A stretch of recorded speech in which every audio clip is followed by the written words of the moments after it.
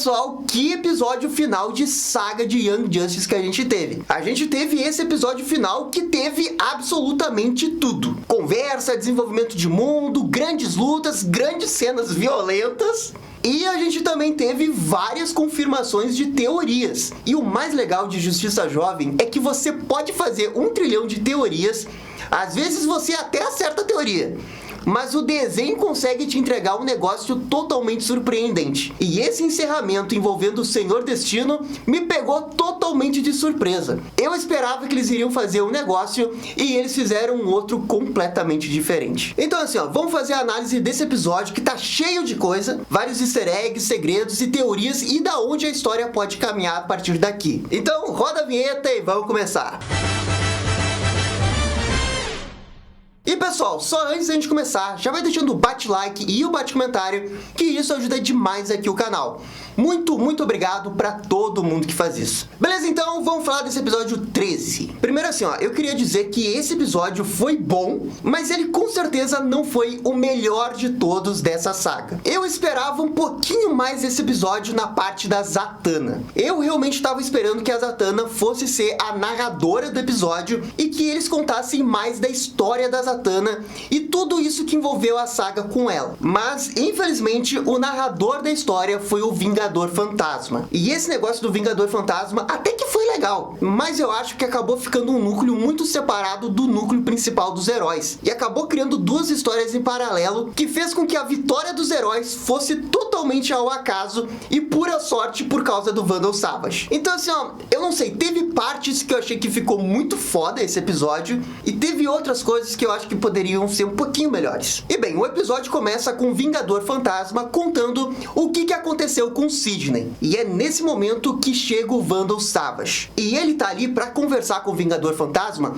porque a ideia dele é convencer os Lordes do Caos e da Ordem a acabar com esse ataque envolvendo a criança. E esse daqui é um dos pequenos problemas que eu tenho com esse episódio. Até então, nessa saga, a gente tinha tido vários narradores que foram contando coisas que aconteceram no passado. E todas as vezes que eles contavam esse tipo de história, o estilo da animação ficava um pouco pobre, meio PowerPoint. Não era nem uma animação, era uma sequência de imagens. Dava pra ver que o orçamento dele estava bem apertado para esse tipo de história. Mas como era um personagem contando uma história no passado, você até relevava, não tava na linha do tempo do presente. E o meu problema no episódio é que eles usam esse negócio do PowerPoint pra contar pedaços no presente. E tipo, eu entendo que o orçamento deveria estar bem apertado, mas pô, gente, você tá contando uma história importante que tá na linha do tempo do presente, é a narrativa principal da história, e você tá apresentando isso com PowerPoint. Um monte de imagem congelada e só fazendo pequenas transições entre elas. Eu achei que ficou bem decepcionante pra esse episódio. Mas tem um negócio que eu acho que não decepcionou nesse episódio, que é a parte da história com o Senhor Destino e a Zatanna. O Klarion, que tá dentro daquele ônibus escolar, começa a conversar com a Zatanna e ele explica todo o perrengue que ele passou pra chegar até ali pra poder conversar com ela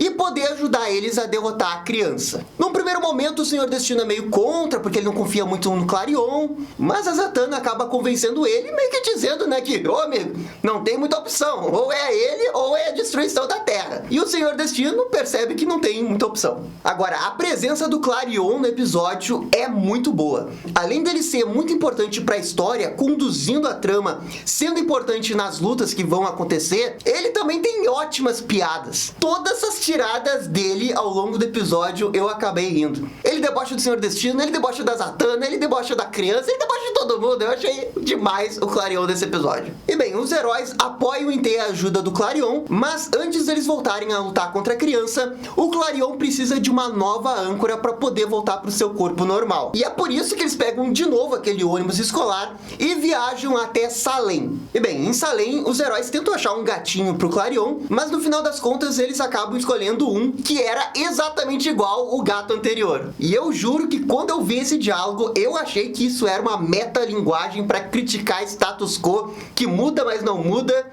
Porque o próprio Klarion fala que quer um nome diferente e acaba dando um nome igual. Não sei, me pareceu uma autocrítica ali. Mas de qualquer jeito, o gato é igual, só que agora ele é filhote. E agora que o Klarion voltou para sua forma humana, ele, o Senhor Destino e a equipe da Zatanna podem elaborar um plano para deter a criança. Só que assim, tem um pequeno problema. eles acham que apenas com um Lorde do Caos eles vão conseguir derrotar a criança. O problema é que a criança tem todos os Lordes do Caos a favor dela. Ela tem poder praticamente infinito. Mas, de qualquer jeito, os heróis percebem que eles não têm muita opção.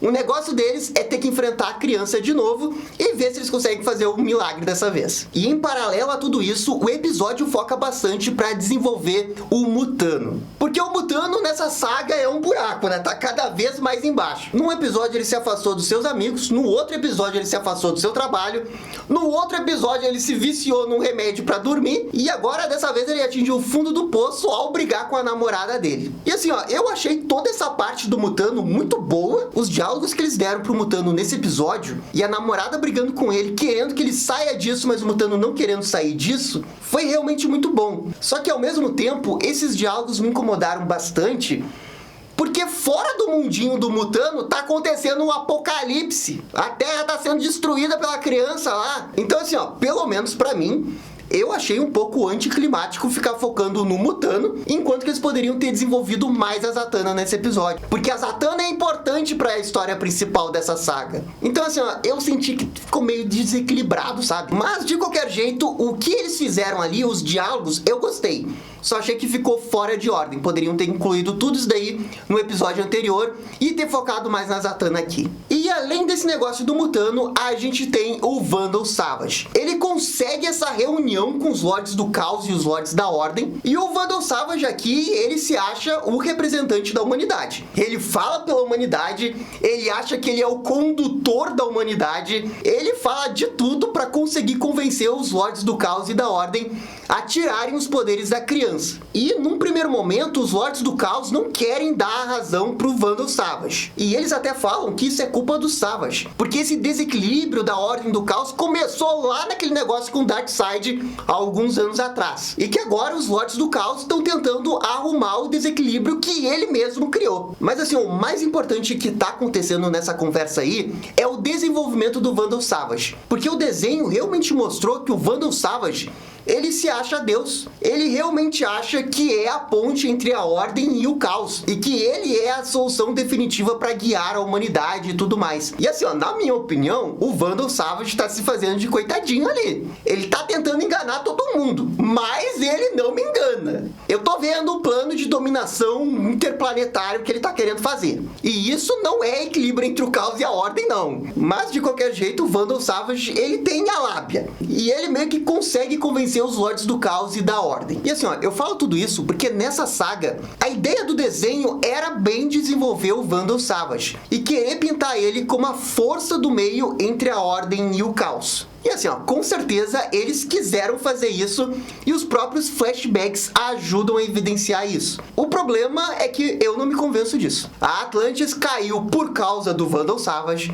A Babilônia caiu por causa do Vandal Savage. Aquele outro vilarejo caiu porque o Vandal Savage falou que tinha que sair do vilarejo. Então ele é diretamente e indiretamente responsável pela queda dessas 3 cidades aí. E isso, na minha opinião, com certeza não é equilíbrio bom para universo nenhum. Eu tô vendo essa manipulação do Vandal Savage e estou gostando muito do que eles estão fazendo. Isso não é uma crítica. E agora tô muito curioso para ver o que mais eles vão fazer com ele nas próximas sagas, porque ficou muito evidente que ele é o grande vilão da temporada. E bem, nesse momento a história corta pro Senhor Destino, a Zatanna e o Clarion, porque eles têm um plano para deter a criança. Yes, obrigado, Zatanna. A única coisa que eu tava pedindo era para vocês terem um plano, porque no episódio anterior eles pareciam baratas tontas, né? Não sabiam o que fazer.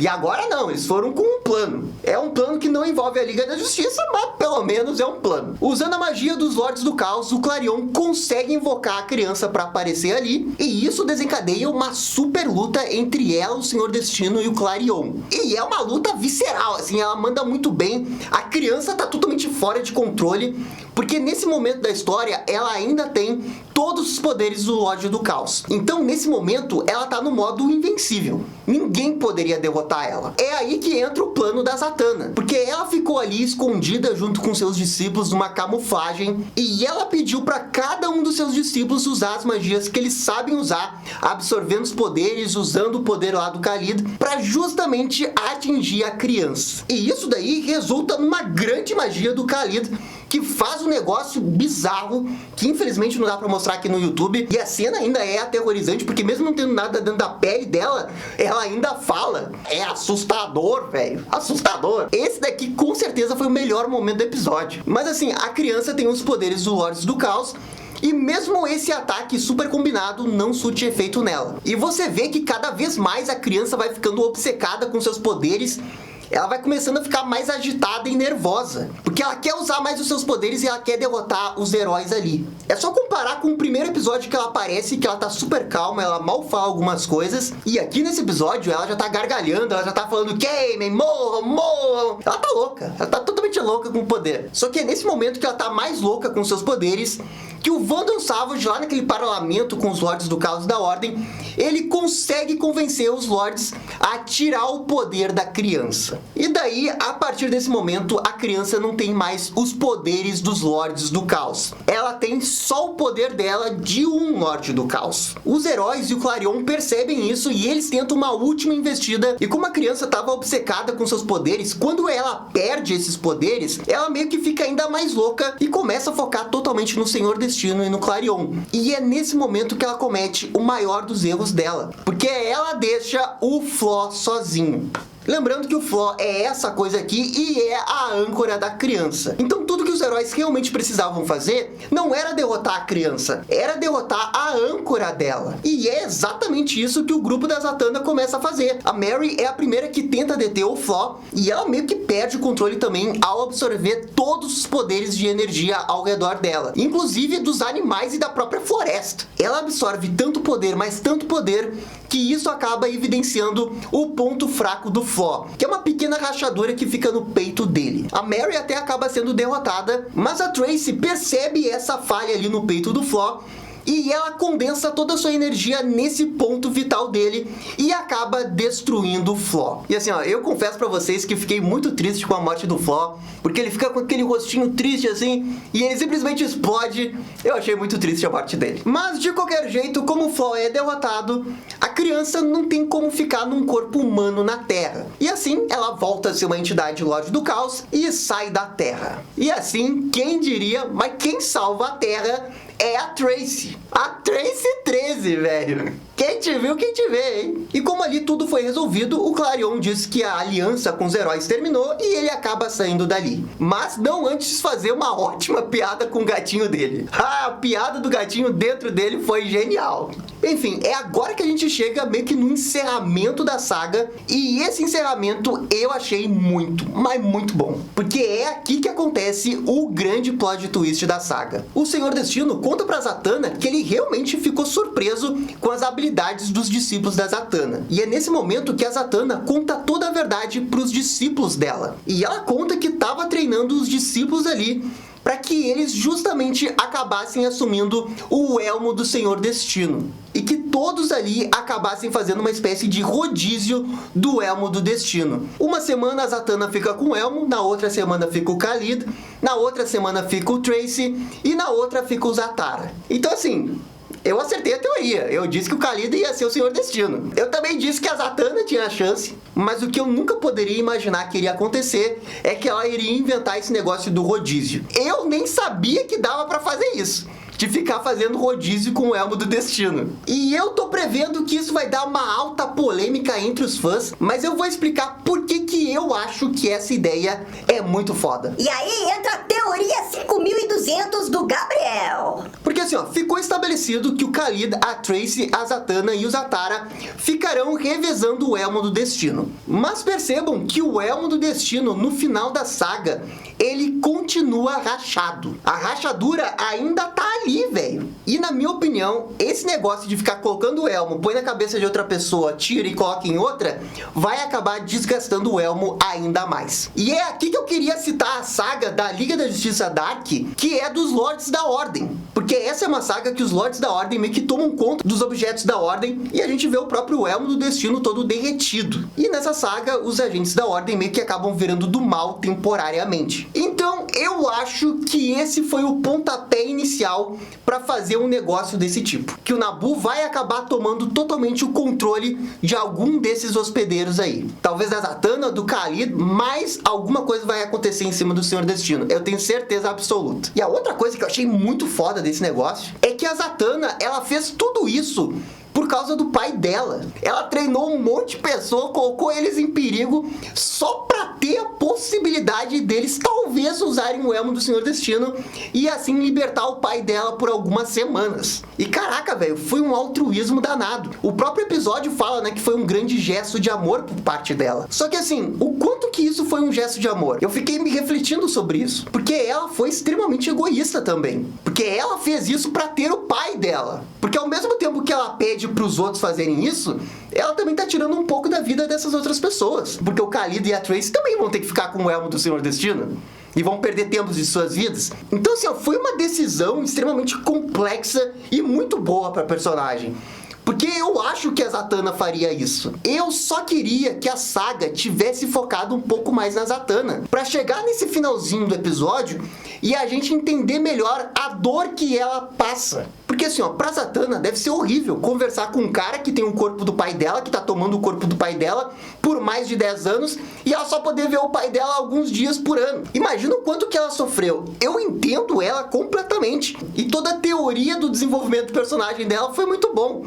Mas o episódio não mostrou a dor dela. Eu queria que eles tivessem mostrado mais. E por isso que eu acho que esse episódio tinha que ter sido contado pela Zatanna. E não o Vingador Fantasma. O que estavam pensando com o Vingador Fantasma? Mas de qualquer jeito, ainda tem um monte de outra coisa acontecendo nesse final. A gente tem todo o encerramento da história da Mary, porque por conta dela ter usado muito poder durante a luta, a Zatanna percebe que a Mary não é extremamente confiável. Um dia ela pode ficar louca, sedenta por poder, e ela não quer arriscar que essa pessoa tenha o elmo do destino. E isso faz com que a Mary se sinta excluída do grupo, porque todo mundo ganhou a premiação de ser o Senhor Destino, menos ela. O que leva ela a sair do grupo e voltar para a cidade lá do Shazam, Fawcett City. A gente ainda tem um diálogo muito fofo ali da Zatanna com o pai dela, e o Khalid acaba se voluntariando para ser a primeira pessoa a usar o elmo do destino nesse sistema de rodízio. Então a Zatanna volta para ajudar aquele grupo do ônibus escolar, só para ter certeza se eles voltaram para a linha do tempo deles, mas ao fazer isso e tocar no ônibus escolar que o Klarion estava usando antes, ela sente um distúrbio na força. E daí ela revela a bomba. Mas era uma bomba que a gente já estava esperando que iria acontecer cedo ou tarde. Ela diz que sentiu a presença do Superboy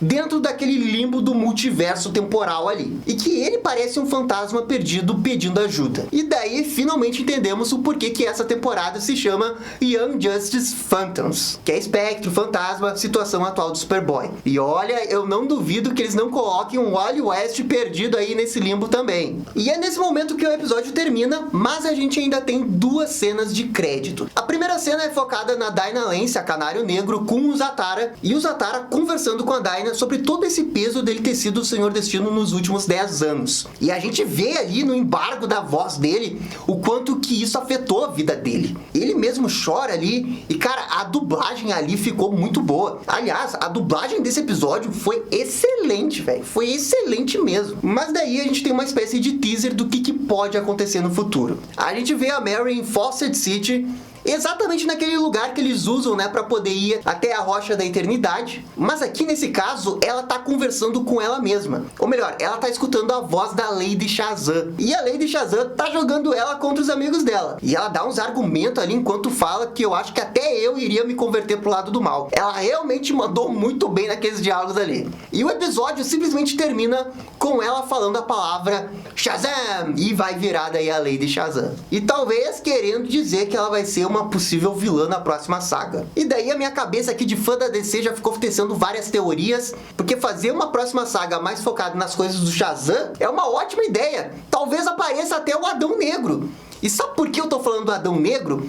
Porque nesse episódio apareceu a Isis, velho. Que ela aparece ali junto com o Gelo observando um portal e ela não fala nada. E assim, a Isis é esposa do Adão Negro. E o Adão Negro faz parte do núcleo do Shazam. E agora eles estão querendo fazer uma história onde possivelmente a Lady Shazam vai ser uma vilã. Então assim, eu já estou correlacionando as coisas.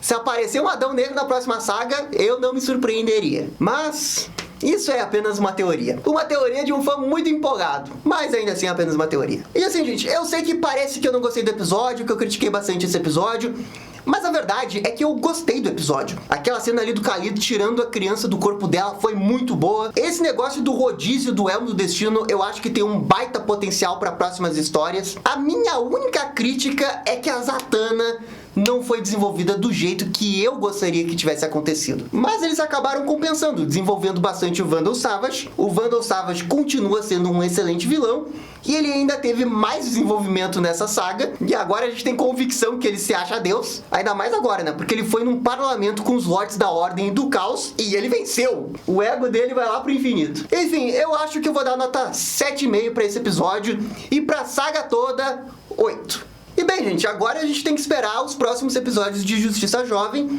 Não se sabe exatamente quando que isso vai acontecer, mas assim que essa temporada voltar pra HBO Max e começar a sair os episódios, eu vou voltar aqui fazendo esses vídeos aqui. E agora é o hype pras próximas sagas, uma sagazinha ali do Asa Noturna, né? A gente tá querendo, a gente tá precisando. É o que eu tô esperando. Mas enfim, gente, isso tudo que eu falei é só minha opinião. Por favor, comentem aqui embaixo o que vocês acharam desse episódio e dessa saga.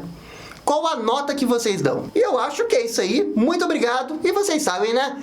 Dá-lhe descer! E essa foi a nossa análise do episódio 13 de Justiça Jovem, 4ª temporada. E aí, gostaram? Não gostaram? Deixem suas opiniões nos comentários. E se curtiram o vídeo, deixe aquele joinha e inscreva-se no canal pra ficar sabendo absolutamente tudo sobre Batman. Obrigado, gente. E até a próxima. Tchau, tchau.